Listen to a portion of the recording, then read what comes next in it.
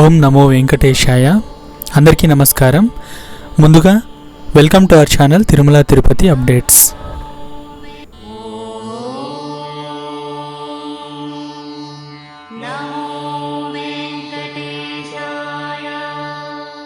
ఈరోజు ఏప్రిల్ 30, 2024 మంగళవారం. ఈరోజుటి దర్శనం వివరాలు.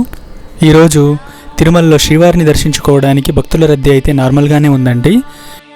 ఎటువంటి దర్శనం టికెట్స్ లేకుండా సర్వదర్శనానికి వెళ్ళే భక్తులకైతే 6 గంటల సమయం అయితే పడుతుందండి.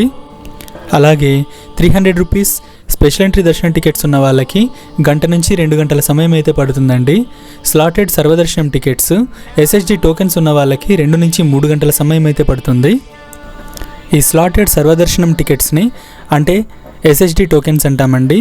ఈ టోకెన్స్ తిరుపతిలోని 3 ప్లేస్లలో ఇస్తున్నారండి. ఆ ప్లేసెస్ ఏవంటే బస్టాండ్కి ఆపోజిట్లో ఉన్న శ్రీనివాసంలోను, రైల్వే స్టేషన్కి ఆపోజిట్లో ఉన్న విష్ణు నివాసంలోను, రైల్వే స్టేషన్కి బ్యాక్ సైడ్లో ఉన్న గోవిందరాజస్వామి సత్రాల్లోనూ ఇస్తున్నారండి. సో అక్కడికి మీ ఆధార్ కార్డ్స్, ప్రతి ఒక్కరి ఆధార్ కార్డ్స్ తీసుకెళ్ళి అక్కడ సర్వదర్శనం టికెట్స్ని పొందొచ్చు. ఎటువంటి దర్శనం టికెట్స్ లేకుండా సర్వదర్శనానికి వెళ్ళే భక్తులకైతే మధ్యాహ్నం పైన 6 గంటల కంటే ఎక్కువ సమయం పడుతుందండి. నిన్నటి దర్శనం వివరాలు.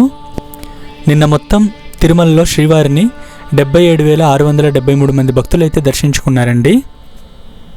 తలనీలాలు 30,607 మంది సమర్పించుకున్నారు. హుండీ కానుకలు 4,10,00,000 అయితే వచ్చాయి.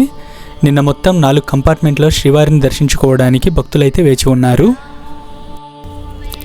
తిరుమల శ్రీవారి దర్శనానికి సంబంధించి ఎటువంటి సందేహాలున్నా కింద కామెంట్ సెక్షన్లో అయితే తెలుపగలరు.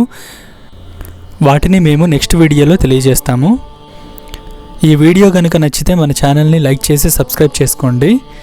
అలాగే మీ ఫ్రెండ్స్ అండ్ ఫ్యామిలీతో షేర్ చేయండి. సో దట్ ఈ ఇన్ఫర్మేషన్ చాలామంది శ్రీవారి భక్తులకైతే చేరుతుంది.